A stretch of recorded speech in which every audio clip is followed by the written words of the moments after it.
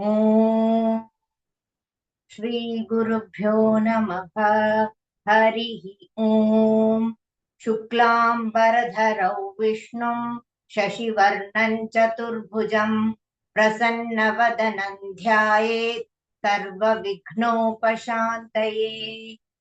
वक्रतुण्डमहाकाय सूर्यकोटिसमप्रभः निर्विघ्नं कुरु मे देव सर्वकार्येषु सर्वदा। सरस्वति नमस्तुभ्यं वरदे कामरूपिणि विद्यारम्भं करिष्यामि सिद्धिर्भवतु मे सदा।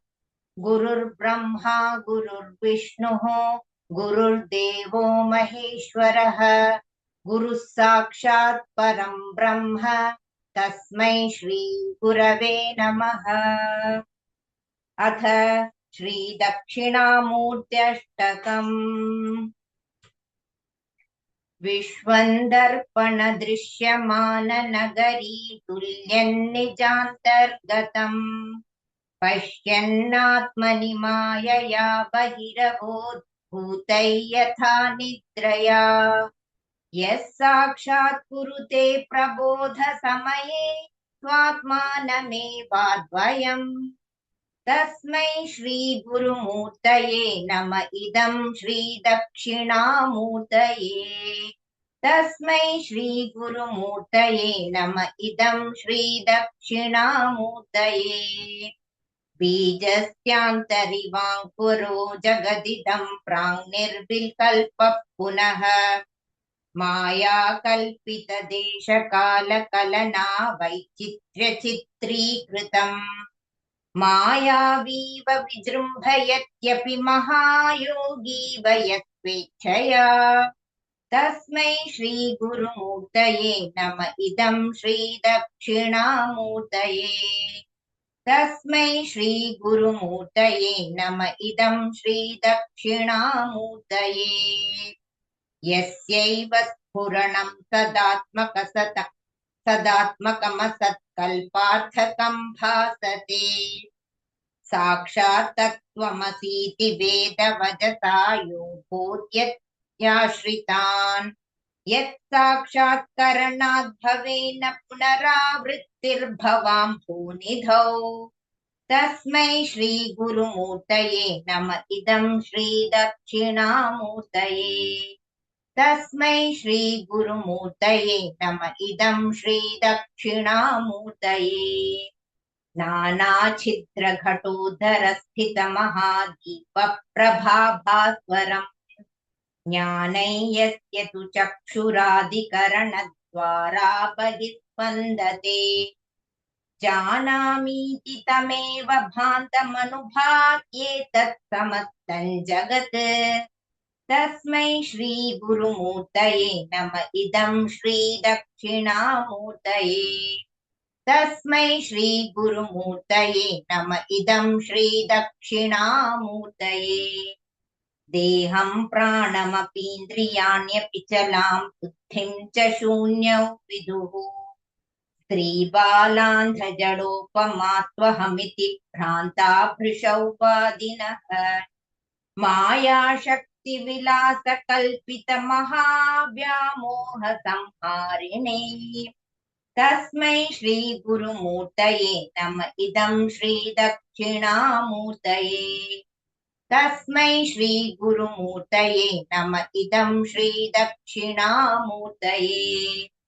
राहुग्रस्तदिवाकरेन्दुसदृशो माया समाच्छादनात्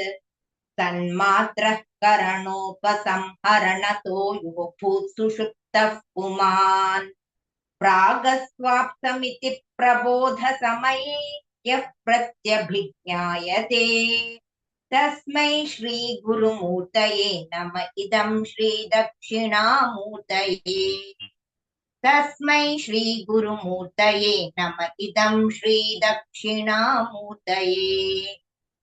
बाल्यादिष्वपि जागृदादिषु तथा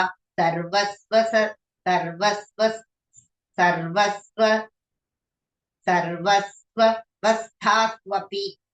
व्यावृत्तास्मनुवर्तमानमहमित्यन्तः स्फुरन्तं सदा स्वात्मानं प्रकटीकरोति भजता यो मुद्रया भद्रया तस्मै श्रीगुरुमूर्तये नम इदं श्रीदक्षिणामूर्तये तस्मै श्रीगुरुमूर्तये नम इदं श्रीदक्षिणामूर्तये विश्वं पश्यति कार्यकारणतया स्वस्वामि सम्बन्धतः शिष्याचार्यतया तथैव पितृत्राद्यात्मना भेदतः स्वप्ने जागृति वा य एष पुरुषो माया परिभ्रामितः तस्मै श्रीगुरुमूर्तये नम इदं श्रीदक्षिणामूर्तये तस्मै श्रीगुरुमूर्तये नम इदं श्रीदक्षिणामूर्तये भूरम्भांस्यनलो निलोम्बरमहर्नाथो हिमांशुः पुमान् इत्याभाति चराचरात्मकमिदैत्यैव मूर्त्यष्टकम् नान्यत् किञ्चन विद्यते विमृशता यस्मात् परस्माद् विभोः तस्मै श्रीगुरुमूर्तये नम इदं श्रीदक्षिणामूर्तये तस्मै श्रीगुरुमूर्तये नम इदं श्रीदक्षिणामूर्तये सर्वात्मत्वमिति स्फुटीकृतमिदै यस्मादमुष्मिन् स्तवे तेनात्यश्रवणात् तदर्थमननात् ध्यानाच्च सङ्कीर्तनात् सर्वात्मत्वमहाविभूतिसहितं स्यादीश्वरत्वं स्वतः सिद्धे तत् पुनरष्टधा परिणतं चैश्वर्यमव्याहतम् सिद्धे तत् पुनरष्टधा परिणतं चैश्वर्यमव्याहतम् इति श्रीमत् परमहंस परिव्राजकाचार्यस्य श्री गोविंद भगवत् पूज्यपाद शिष्यस्य श्रीमत् शंकर भगवतः कृतौ श्री दक्षिणामूर्त्यष्टकं सम्पूर्णम्।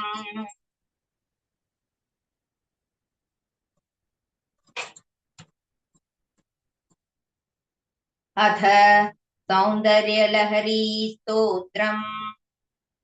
सौन्दर्यलहरी कर्त्रे सर्वमङ्गलदायिने शङ्कराचार्यवर्याय यतिराजाय ते नमः। शिवशक्त्या युक्तः यदि भवति शक्तः प्रभवितुम् न ते देवं देवः न खलु कुशलः स्पन्दितुमपि अतस्त्वामाराध्यां हरिहरविरिञ्चादिभिरपि प्रणन्तुं स्तोतो वा कथमकृतपुण्यः प्रभवति तनीयान् सम्पान्तुं तव चरणपङ्केरुहभवम् विरिञ्चिः सञ्चिन्वन् विरचयति लोकानविकलम् वहत्येनं शौरिः कथमपि सहस्रेण शिरसां हरस्तं भजति भसितोद्धूलनवित् अविद्यानामन्तस्तिमिरमिहिरद्वीपनगरी जडानां चैतन्यस्तबकमकरन्दस्फुटिझरी दरिद्राणां चिन्ता मणिगुणनिका जन्मजलधौ निमग्नानां दंष्ट्रा मुररिपुवराहस्य भवति त्वदन्यः पाणिभ्याम् अभयवरदो दैवतगणः त्वमेका नैकासी प्रकटितवराभीत्यभ्यया भयात्रातुं दातुं फलमपि च वाञ्छाकमधिकम् शरण्ये लोकानां तव हि चरणावेव निपुणो हरिस्त्वामाराध्य प्रणतजन सौभाग्यजननी पुरानारी भूत्वा पुररिपुमपि क्षोभमनयत् स्मरोऽपि त्वन्नत्वा रतिनयनलेहेन वपुषा मुनीनामप्यन्तः प्रभवति हि मोहाय महताम् धनुः पौष्पम् मौर्वी मधुकरमयी पञ्चविशिखाः वसन्तस्तामन्तः मलयमरुतायोधनरथः तथाप्येकः सर्वम् हिमगिरिसुते कामपि कृपाम् अपाङ्गाते लब्ध्वा जगदिदमनङ्गो विजयते क्वणत्काञ्चीदामा करिकलभकुम्भस्तननता परीक्षीणा मध्ये परिणतशरच्चन्द्रवदना धनुर्बाणान् पाशम् तृणिमपि दधाना करतलैः पुरस्तादास्तान्नः पुरमथितुराहो पुरुषिका सुधा सिन्धोर्मध्ये तुरविटपि वाटी परिवृते मणिद्वीपे नीपो पवनवति चिन्तामणिगृहे शिवाकारे मञ्चे परमशिवपर्यङ्कनिलयाम् भजन्ति त्वाम् धन्याः कतिजन चिदानन्दलहरी महीमूलाधारे कमपि मणिपुरे हुतवहम् स्थितम् स्वाधिष्ठाने हृदि मरुतमाकाशमुपरि मनोऽपि भ्रूर्मध्ये सकलमपि भित्त्वा कुलपथम् सहस्रारे पद्मे सह रहसि पत्या विहरते सुधाधारासारैः चरणयुगलान्तर्विगलितैः प्रपञ्चम् सिञ्चन्ति पुनरपि रसाम्नाय महसः अवाप्य स्वाम् भूमिम् भुजगनिभमद्युष्टवलयम् स्वमात्मानम् कृत्वा स्वपिशिकुलकुण्डे कुहरिणि चतुर्भिः श्रीकण्ठैः शिवयुवतिभिः पञ्चभिरपि प्रभिन्नाभिः शम्भोः नवभिरपि मूलप्रकृतिभिः चतुश्चत्वारिंशत् वसुदलकलाश्रत्रिवलयत्रिरेखाभिः सार्धम् तव शरणकोणाः परिणताः त्वदीयम् सौन्दर्यम् तुहिनगिरिकन्ये तुलयितुम् कवीन्द्राः कल्पन्ते कथमपि विरिञ्चि प्रभृतयः यदा लोकौत्सुक्यात् अमरललनायान्ति मनसा तपोभिर्दुष्प्रापाम् अपि गिरिशसायुज्य पदवी नरौ वर्षीयांसम् नयन विरसन्नर्मसुजडम् तवापाङ्गालोके पतितमनुधावन्ति शतशः गलद्वेणीबन्धाः कुचकलशविस्त्रस्तसिचयाः हठात् त्रुट्यत्काञ्च्यः विगलितदुकूला युवतयः क्षितौ षट्पञ्चाशत् द्विसमधिकपञ्चाशददुके हुताशे द्वाषष्टिः चतुरधिकपञ्चाशदनिले दिवि द्विषट्त्रिंशत् मनसि च चतुष्षष्टिरिति ये मयूखास्तेषामप्युपरि तव पादाम्बुजयुगम् शरज्योत्स्ना शुद्धाम् शशियुतजटाजूटमकुटाम् वरत्रासत्राणस्फटिकघटिका पुस्तककराम् सकृन्नत्वा नत्वा कथमिव सताम् सन्निदधते मधुक्षीरद्राक्षा मधुरिमधुरीणाः फणितयः कवीन्द्राणाम् चेतः कमलवनबालातपरुचिम् भजन्ते ये सन्तः कतिचिदरुणामेव भवति विरिञ्ची प्रेयस्याः तरुणतर शृङ्गारलहरी गभीराभिर्वाग्भिः विदधति सतां रञ्जनममी सवित्रीभिर्वाचां शशिमणिशिलाभङ्गरुचिभिः वशिन्यादिभिस्त्वां सह जननि सञ्चिन्तयति यः स कर्ता काव्यानां भवति महतां भङ्गिरुचिभिः वचोभिर्वाग्देवी वदनकमला मोदमधुरैः तनुच्छायाभिस्ते तरुणतरणि श्रीसरणिभिः दिवं सर्वामुर्विम् अरुणमिमग्नां स्मरति यः भवन्त्यस्यत्रस्य ध्वनहरिणशालीननयनाः सहोर्वश्यावश्याः कति कति न गीर्वाणगणिकाः मुखं बिन्दुं कृत्वा कुचयुगमधस्तस्य तदधः हरार्धं ध्यायेद्यः हरमहिषिते मन्मथकलां स सद्यः संक्षोभं नयति वनिता इत्यति लघु त्रिलोकीमप्याशु भ्रमयति रवीन्दुस्तनयुगम् किरन्तीमङ्गेभ्यः किरणनिकुरम्बामृतरसम् हृदि त्वामाधत्ते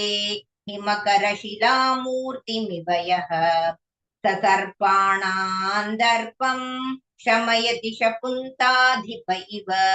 ज्वरप्लुष्टान् दृष्ट्या सुखयति सुधाधारसिरया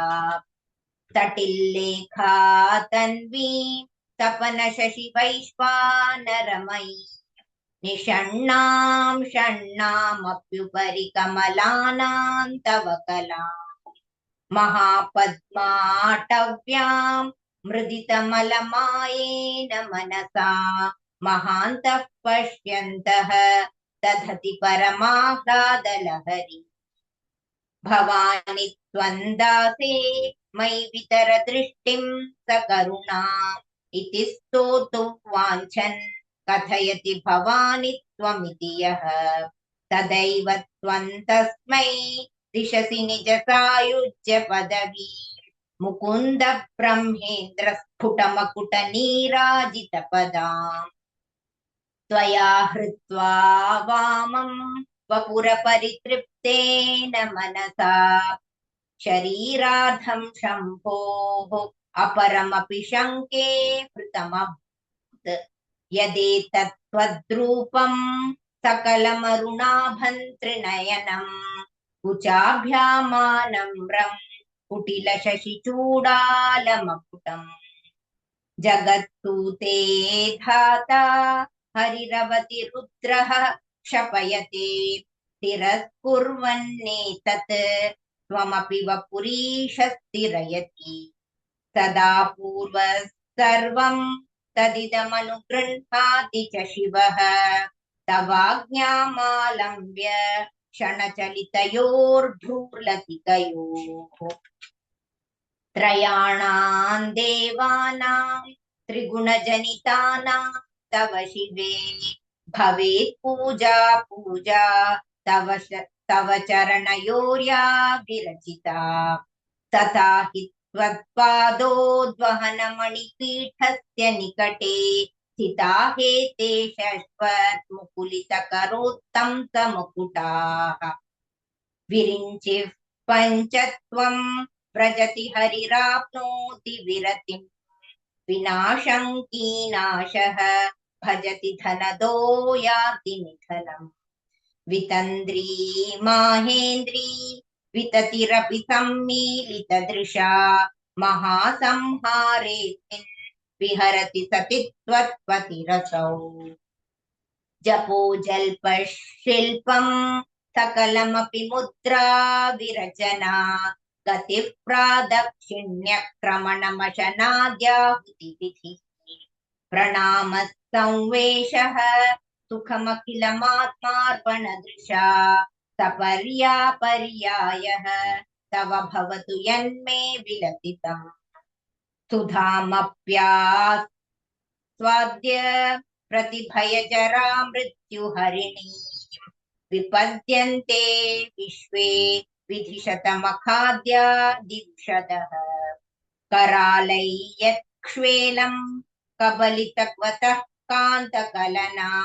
न शम्भोस्तन्मूलम् तव जननि ताटङ्कमहिमा किरीट्यो वैरिञ्चम् परिहर पुरः कैटभभिधः कठोरे कोटीरे खलति जहि जम्भारि मकुटम् प्रणम्रे श्वेतेषु प्रसभमुपयातस्य भवनम् भवस्याभ्युत्थाने तव परिजनौक्तिर्विजयते स्वदेहोद्भूताभिः घृणिभिरणिमाद्याभिरभितः निषेव्ये नित्ये त्वाम् अहमिति सदा भावयति यः किमाश्चर्यम् तस्य त्रिनयन समृद्धिम् तृणयतः महासंवर्ताग्निः विरचयति नीराजनविधुम् स्मरयोनिर्लक्ष्मीम् त्रितयमिदमादौ तव मनोः चतुष्षष्ट्या तन्त्रैः सकलमभिसन्धाय भुवनम् स्थितस्तत्तत्सिद्धिप्रसवपरतन्त्रैः पशुपतिः पुनस्त्वन्निर्बन्धात् अखिलपुरुषार्थैकघटना स्वतन्त्रं ते तन्त्रम् क्षितितलमवातीररतितम् शिवशक्तिः कामः क्षितिरथरवीशीतकिरणः स्मरोऽहं षट्चक्रः तदनु च परामारहरयः अमिहृल्लेखाभिः त्रिसृभिरवसानेषु घटिताः भजन्ते वर्णाते तव जननि नामावयवताम् स्मरयोनिर्लक्ष्मीम् त्रितयमिदमादौ तव मनोः निधायैके नित्ये निरवधि महाभोगरसिकाः भजन्ति त्वां चिन्तामणिगुणनिबद्धाक्षवलयाः शिवाग्नौ जुह्वन्तः सुरभिघृतधाराहुतिशतैः शरीरं त्वं शम्भोः शशिमिहिरवक्षोरुहयुगम् तवात्मानं मन्ये भगवति नवात्मानमनघम् अतः शेषशेषित्ययमुभयसाधारणतया स्थितः सम्बन्धो वां समरसपरानन्दपरयोः मनस्त्वौ व्योमत्वं मरुदसि मरुत्सारथिरसि त्वमापस्त्वं भूमिः त्वयि परिणतायान्नहि परम् त्वमेव स्वात्मानं परिणमयितु विश्ववपुषा चिदानन्दाकारं शिवयुवति भावेन बिभृशे तवाज्ञाचक्रस्थं तपनशशिकोटिद्युतिधरम् परं शम्भौ वन्दे परं परिमिलितपार्श्वं परचिता यमाराध्यन् भक्त्या रविशशिशुचीनामविषये निरालोके लोके निवसति हि भालोकभुवने विशुद्धौ ते शुद्धस्फटिकविशदौ व्योमजनकम् शिवं सेवे तेनीम् अपि शिवसमानौ व्यवसिताम् ययोः कान्त्या यान्त्याः शशिकिरणसारूप्यसरणेः विधूतान्तर्ध्वान्ता विलसति चकोरीव जगति समुन्मीलत्संवित्कमलमकरन्दैकरसिकम् भजेऽहं तद्वन्द्वम् किमपि महतां मानसचरम् यदालापादष्टादशगुणितविद्या परिणतिः यदा दत्ते दोषात् गुणमखिलमद्भ्यः पय इव तव स्वाधिष्ठाने कुतवहमधिष्ठाय निरतम् तमीडे संवर्तं जननि महतीं तां च समयाम् यदा लोके लोकान् दहति महति क्रोधकलिते दयार्द्राया दृष्टिः शशि शिशिरमुपचारं रचयति तटित्वन्तं शक्त्या तिमिरपरिपन्थिस्फुरणया स्फुरन्नानारत्नाभरणपरिणेधत् परिणद्धेन्द्रधनुषम् स्फुरन्नानारत्नाभरणपरिणद्धेन्द्रधनुषम् तव श्यामं मेघं कमपि मणिपूरैकशरणम् निषेवे वर्षन्तं हरमिहिरतप्तं त्रिभुवनम् तवाधारे मूले सह समयया लास्यपरया नवात्मानं मन्ये नवरसमहाताण्डवनटम् उभाभ्यामेताभ्याम् उदयविधिमुद्दिश्य दयया सनाथाभ्यां जज्ञे जनकजननीमज्जगदिदम् गतैर्माणिक्यत्वं गगनमणिभिस्सान्द्रघटितम् किरीटन्ते हैमं हिमगिरिसुते कीर्तयति यः सनीडे यच्छायाच्छुरणशबलं चन्द्रशकलं धनुःशौनातीरं किमति न निबध्नाति धुषणाम् धुनोतु ध्वान्तन्नः तुलितदलितेन्दीवरवनम् घनस्निग्धश्लक्ष्णं चिकुरनिकुरम्बन्तव शिवे यदीयं सौरभ्यं सहजमुपलब्धुं तु मनसः वसन्त्यस्मिन् मन्ये बलमथनवाटी विटपिनाम् तनोतु क्षेमन्नः तव वदन सौन्दर्यलहरी परीवाह स्रोतः सरणिरिव सीमन्तसरणिः वहन्ती सिन्दूरं प्रबलकबरी भारतिमिरद्विषा वृन्दैर्वन्ती कृतमिव नवीनार्ककिरणम् अरालैः स्वाभाव्यात् अलिकलभसश्रीभिरलकैः परीतन्ते वक्त्रं परिहसति पङ्केरुहरुचिम् दरस्मेरे यस्मिन् दशनरुचिकिञ्जल्करुचिरे सुगन्धौ माद्यन्ति स्मरदहनचक्षुर्मद्विहः ललाटल्लावण्यद्युतिविमलमाभाति तव यत् द्वितीयं तन्मन्ये मकुटघटितं चन्द्रशकलम् विपर्यासन्न्यासात् उभयमपि सम्भूय च मिथः सुधालेपस्यूतिः परिणमतिराकाहिमकरः भ्रुवौ भुग्ने किञ्चित् भुवनभयभङ्गौ व्यसनिनि त्वदीये नेत्राभ्यां मधुकररुचिभ्यां धृतगुणम् धनुर्मन्ये सव्येतरकरगृहीतं प्रतिपतेः प्रकोष्ठे मुष्टौ च स्थगयति निगूढान्तरमुमे अहस्तूते सव्यं तव नयनमर्कात्मकतया श्रियामावामन्ते सृजति रजनीनायकतया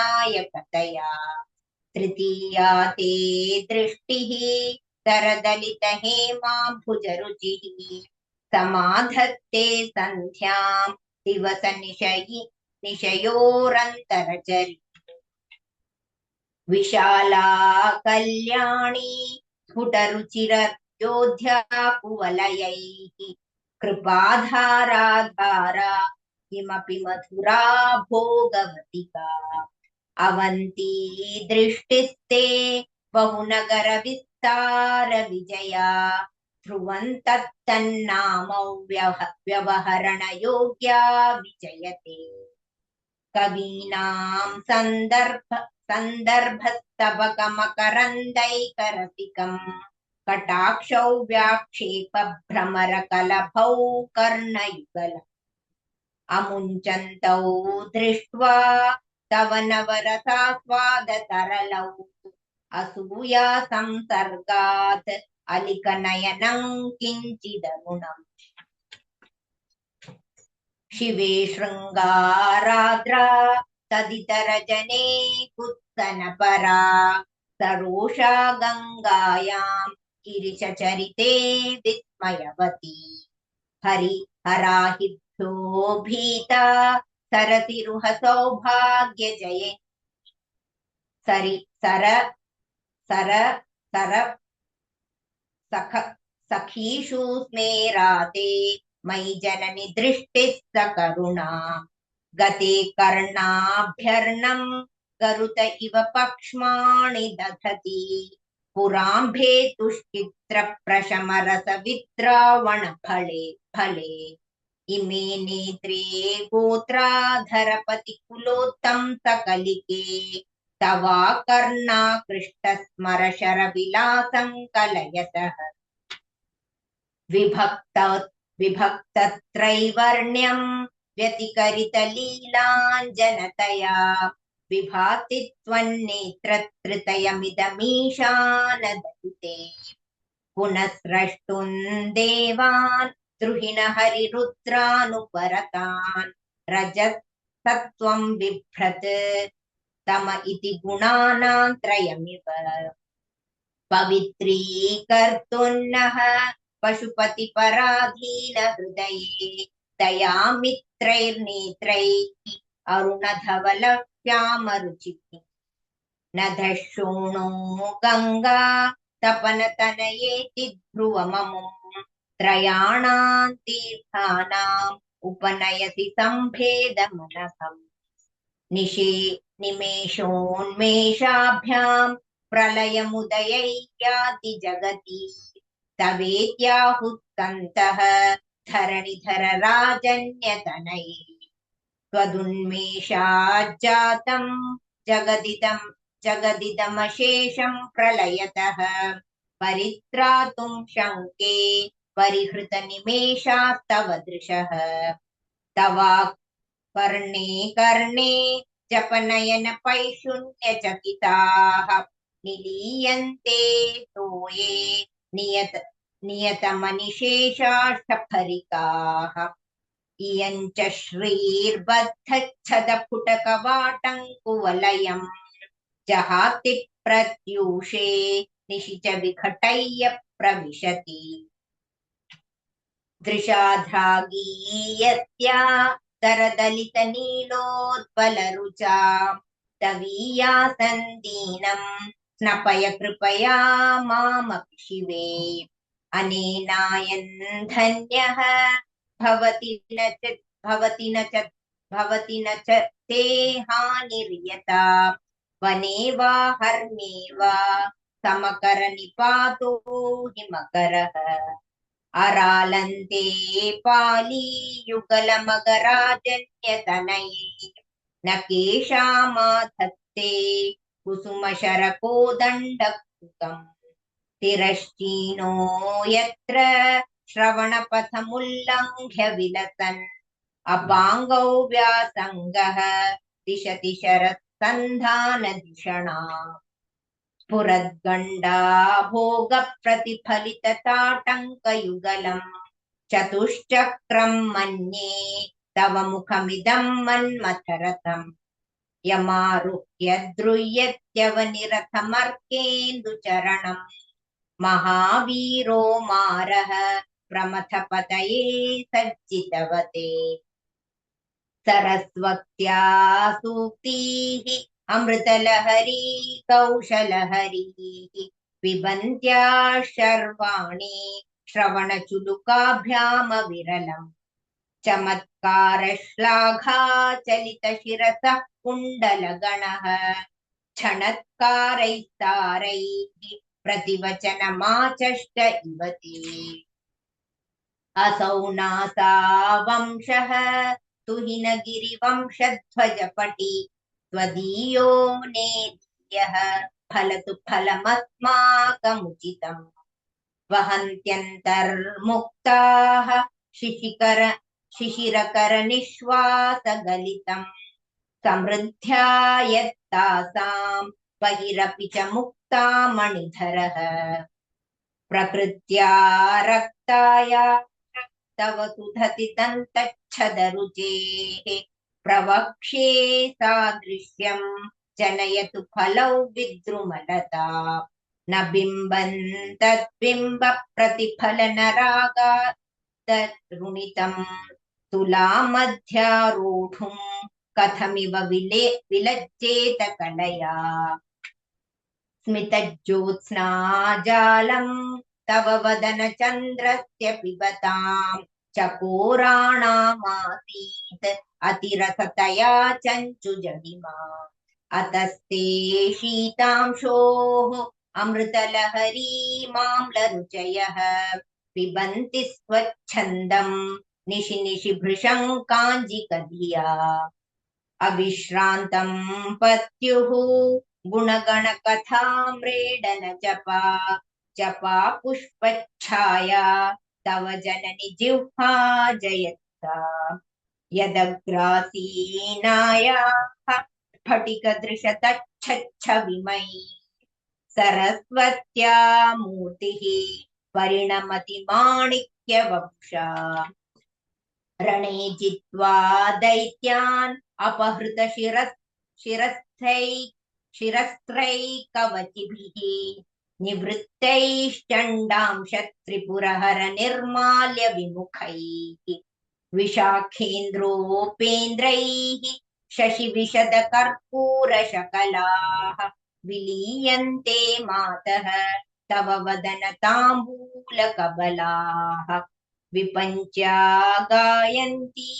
विविधमपदानं पशुपतेः त्वयारब्धे वक्तुम् चलितशिरसा साधुवचने तदीयैर्माधुर्यैः अपलपिततन्त्री कलरवाम् निजौवीणां वाणी निचुलयति चोलेन निभृतम् कराग्रेण स्पृष्टम् तुहिनगिरिणा वत्सलतया गिरीशेणोदत्तम् मुहुरधरपानाकुलतया करग्राह्यम् शम्भोः मुखमुकुरवृन्तम् गिरिसुते कथङ्कारम् भ्रूमः नवचिबुकमौपम्यरहितम् भुजाश्लेषा नित्यम् पुरदमयितुः कण्टकवती तव ग्रीवा धत्ते मुखकमलनालश्रियमियम् स्वतः श्वेता काला गरुबहुलजम्बालमलिना मृणालीलालित्यम् वहति यदधोहारलतिका गले रेखा तिस्रः गतिगमकगीतैकनिपुणे विवाहौ व्यानद्ध प्रगुणगुणसङ्ख्या प्रतिभुवः विराजन्ते नानाविधमधुररागाकरभुवाम् त्रयाणाम् ग्रामाणाम् स्थितिनियमसीमानैवते मृणालीं मृद्वीणाम् तव भुजलतानां च ततॄणाम् चतुर्भिः सौन्दर्यम् सरसिज भवस्तौति वदनैः नखेभ्यः सन्त्रस्य प्रथममथनादन्धकरिपोः चतुर्णां शीर्षाणाम् सममभयहस्तार्पणधिया नखानामुद्योतैः नवनलिनरागौ विहसताम् कराणान्ते कान्तिम् कथय कथयामः कथमुमे कयाचिद्वा साम्यम् भजतु कलया हन्तकमलम् यदि क्रीडल्लक्ष्मी चरणतलता लाक्षारसचणम् समन्देवि स्कन्दद्विपवदन पीतं तनयुगं तवेदन्नः खेदं हरतु सततं प्रस्नुतमुखम् यदा लोक्याशङ्काकुलितहृदयो हासजनकः स्वकुम्भौ हेरम्बः परिमृशति हस्तेन झटिति अमूते वक्षोजौ अमृतरसमाणिक्यकुतुपौ न सन्देहस्पन्दः नगपतिपताके मनसि नः पिबन्तौ तौ यस्मात् अविदितवधूसङ्गरसिकौ कुमारावद्यापि विरदवदनक्रौञ्चदलनौ वहन्त्यम्बस्तम्बे रमदनुजकुम्भप्रकृतिभिः समारब्धा मुक्ता मणिभिरमलां हारलतिकाम् कुचाभोगो बिम्बाधररुचिभिरन्तः शबलिताम् प्रतापौ व्यामिश्राम् पुरदमयितुः कीर्तिमिव ते तव स्तन्यं मन्ये धरणिधर कन्ये हृदयतः पयः पारावारः परिवहति सारस्वतमिव दयावत्या दत्तं द्रविडशिशुरस्वाद्य तव यत् कवीनां प्रौढानाम् अजनिकमनीयः कवयिता हरक्रोधज्वालावलिभिरवलीढेन वपुषा कभीरे तेनाभिः सरसि कृतसङ्गो मनसि च समुत्तस्थौ तस्मात् अचलतनये धूमलतिका जनस्तान् जानीते तव जननि रोमावलिरिति यदेतत्कालिन्दी तनुतरतरङ्गाकृति शिवे कृशे मध्ये किञ्चित् जननि तव यद्भाति सुधियाम् विमर्दादन्योन्यं कुचकलशयोरन्तरगतम् तनूभूतौ व्योम प्रविशदिव नाभिं कुहरिणि स्थिरो गङ्गावर्तः तनमुकुलरोमावलिलता कलावालङ्कुण्डम् कुसुमशरतेजो हुतभुजः रतेर्लीलागारं किमपि तव नाभिर्गिरिसुते बिलद्वारं सिद्धेः गिरिशनयनानां विजयते निसर्गक्षीणस्यः स्तनतटभरेण क्लमजुषः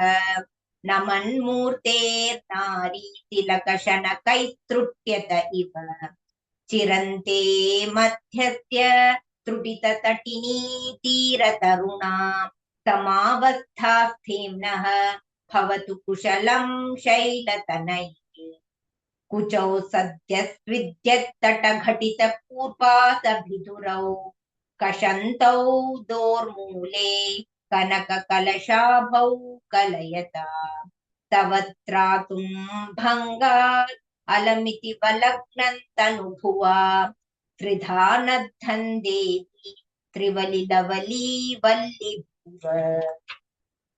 गुरुत्वौ विस्तारं क्षितिधरपतिः पार्वती निजात् नितम्बादाच्छिद्य त्वयि हरणरूपेण निदधे अतस्ते विस्तीर्णः गुरुरयमशेषा वसुमती नितम्बप्राग्भारः स्थगयति लघुत्वन्नयति च करीन्द्राणां शुण्डान् कनककदली काण्डपटली उभाभ्यामूरुभ्याम् उभयमपि निर्जित्य भवति सुवृत्ताभ्यां पत्युः प्रणति कठिनाभ्यां गिरिसुते विधिज्ञे जानुभ्यां विबुधकरिकुम्भद्वयमसि पराजेतुं रुद्रं द्विगुणशरगर्भौ गिरिसुते निशङ्गौ जङ्घेते विषमविशिखो बाढमकृत यदग्रे दृश्यन्ते दशशरफलापादयुगलीनखाग्रच्छद्मानः सुरं मकुटशाणैकञ्चिताः श्रुतीनां मूर्धानः दधति तव यौ शेखरतया ममाप्येतौ मातः शिरसि तयया देहि चरणौ ययौ पाद्यं पाथः पशुपतिजटाजूटतटिनी ययोर्लाक्षा लक्ष्मीः अरुणहरिचूडामणिरुचिः नवो वाकं भ्रूमः नयनरमणीयाय पदयोः तवास्मै द्वन्द्वाय स्फुटरुचिरसालक्तकवते असूयत्यत्यन्तं यदि विहननाय स्पृहयते पशूनामीशानः प्रमदवनकङ्केलितरवे मृषा कृत्वा गोत्रस्खलनमथ वैलक्ष्यनमितं ललाटे भर्तारं चरणकमले ताडयति ते चिरादन्तशल्यं दहनकृतमुन्मूलितवता तुलाकोटिक्वाणैः किलिकिलितमीशानर्पुणा हिमानी हन्तव्यं हिमगिरिनिवासैकचतुरौ निशायां निद्राणं निशिचरमभागे च विशतौ वरलक्ष्मीपात्रं श्रियमतिसृजन्तौ समयिनां सरोजं त्वत्पादौ जननि जयतश्चित्रमिह किम् पदन्ते कीर्तीनां प्रपदमपदं देवि विपदां कथन्नीतं तद्भिः कठिनकमठीकर्परतुलां कथौ वा बाहुभ्याम् उपयमनकाले पुरभिदा यदा दायन्यस्तं त्रिषदिदयमानेन मनसा नखैर्नाकस्त्रीणां करकमलसङ्कोचशशिभिः तरूणां दिव्यानां हसत इव ते चण्डिचरणौ फलानि स्वस्थेभ्यः किसलयकराग्रेण ददतां दरिद्रेभ्यो भद्रां श्रियमनिशमह्नाय ददतौ ददाने दीनेभ्यः श्रियमनिशमाशानुसदृशीम् अमन्दं सौन्दर्यप्रकरमकरन्दौ विकिरति तवास्मिन् मन्दारस्तबकसुभगे यातु चरणे निमज्जन्मज्जीवः करणचरणः षट्चरणताम् पदन्यासक्रीडा परिचयमिवारब्धु मनसः खलन्तस्ते खेलं भवनकलहंसा न जगति अतस्तेषां शिक्षां सुभगमणिमञ्जीररणितच्छला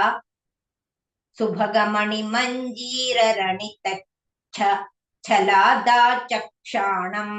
चरणकमलाञ्चारुचन्ते गतास्ते मञ्चत्वं द्रुहिणहरिरुद्रेश्वरभृतः शिवस्त्वच्छाया घटितकपटप्रच्छदपटः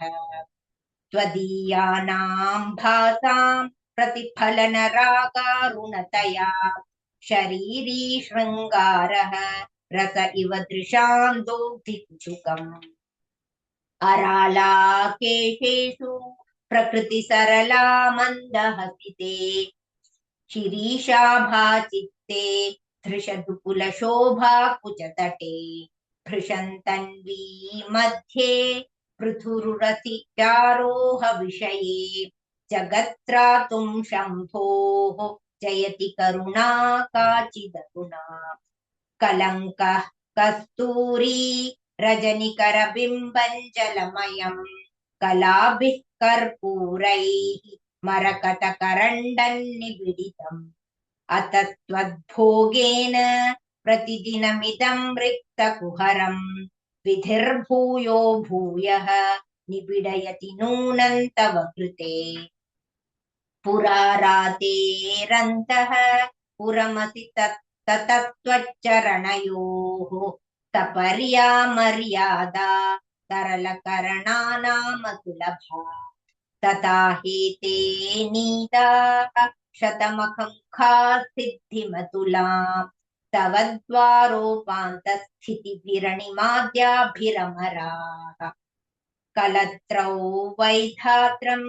कति कति भजन्ते न कवयः श्रियो देव्याः को वा न भवति पतिकैरपि धनैः महादेवं हित्वा तव सति सतीनामचरमे कुचाभ्यामातङ्गः कुरवकतरोऽप्यसुलभः कुरवकतरोरप्यसुलभः गिरामाहुर्देवीं गृहिणीमागमविदः हरे पत्नीं पद्मां हरसहचरीमद्रितनया तुरीया कापि त्वं दुरधिगमनिस्सीममहिमा महामाया विश्वं भ्रमयसि परब्रह्ममयि कदा काले मातः कथय कलितालक्तकरसं पिबेयौ विद्यार्थी तव निर्णेजन प्रकृत्या मूकानाम् अपि च कविता कारणतया कदा धत्ते वाणी मुखकमलताम्बूलरसता सरस्वत्या लक्ष्म्या विधिहरिसपत्नो विहरते रते पातिव्रत्यं शिथिलयति रम्येन वपुषा चिरञ्जीवन्नेव क्षपितपशुपाशौ व्यतिकरः परानन्दाभिख्यं रसयति रसन्त्वद्भजनवान् प्रदीपज्वालाभिः दिवसकरनीराजनविधिः सुधासूतेश्चन्द्रोपलजललवैरर्घ्यरचना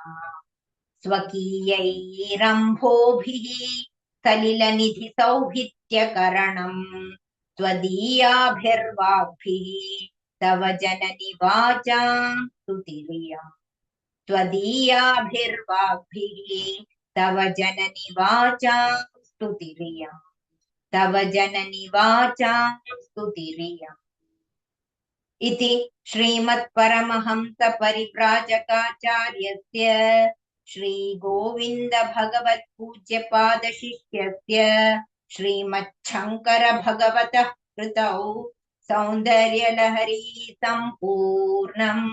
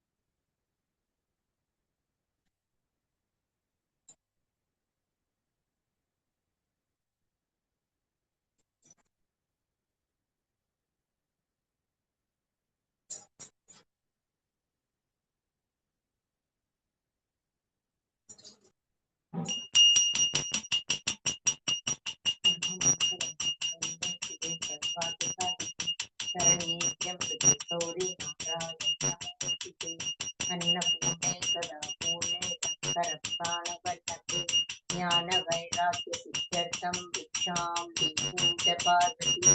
माता च पार्वती देवी पिता देवो महेश्वरः बान्धवा शिवभक्तानां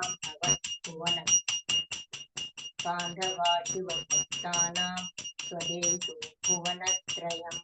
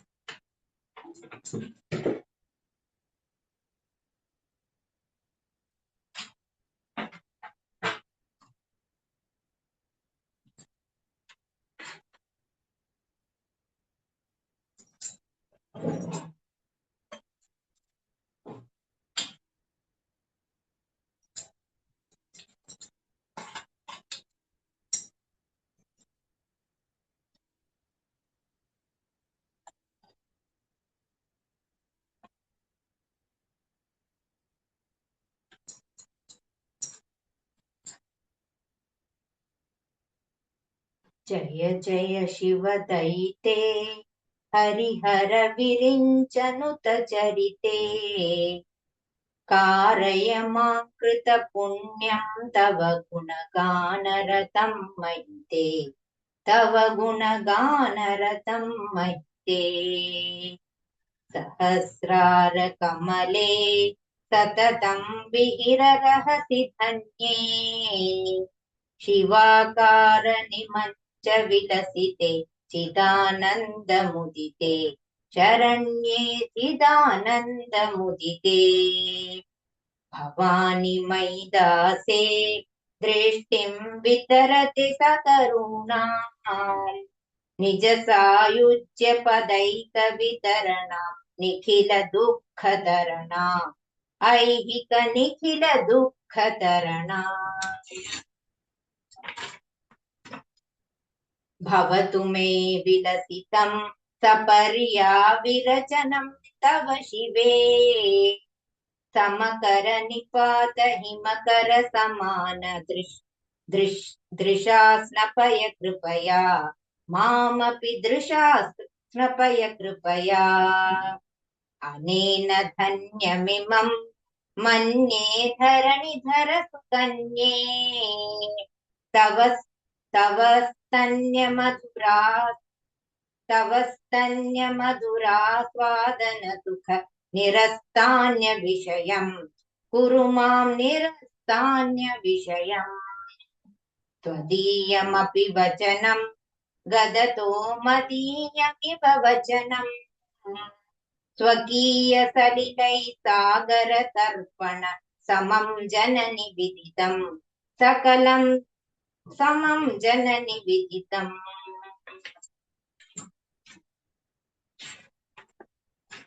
जय जय शिवदयिते जय जय शिवदयिते हरिहर विरिञ्चनुत चरिते कारय मां कृतपुण्यं तव गुणगानरतं महिते तव गुणगानरतं महिते तव गुणगानरतं महिते तव गुणगानरतं महिते।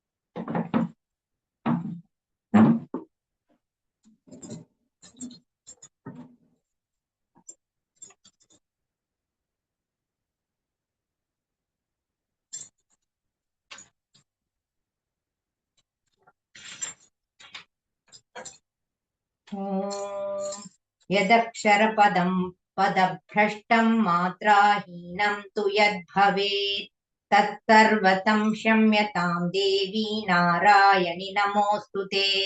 विसर्गबिन्दुमात्राणि पदपादाक्षराणि च न्यूनानि चातिरिक्तानि क्षमस्व परमेश्वरी अन्यथा शरणं नास्ति त्वमेव शरणं मम तस्मात् कारुण्यभावेन रक्ष रक्ष महेश्वरी। सर्वे भवन्तु सुखिनः सर्वे सन्तु निरामयाः सर्वे भद्राणि पश्यन्तु मा कश्चित् दुःखभाग् भवेत्। ॐ शान्ति शान्ति शान्तिः। ॐ पूर्णमिदः पूर्णमिदं पूर्णात् पूर्णमुदच्यते पूर्णस्य पूर्णमादाय पूर्णमेवावशिष्यते। ॐ शान्ति शान्ति शान्तिः। हरिः ॐ श्रीगुरुभ्यो नमः। हरिः ॐ। श्री जगदम्बार्पणम्।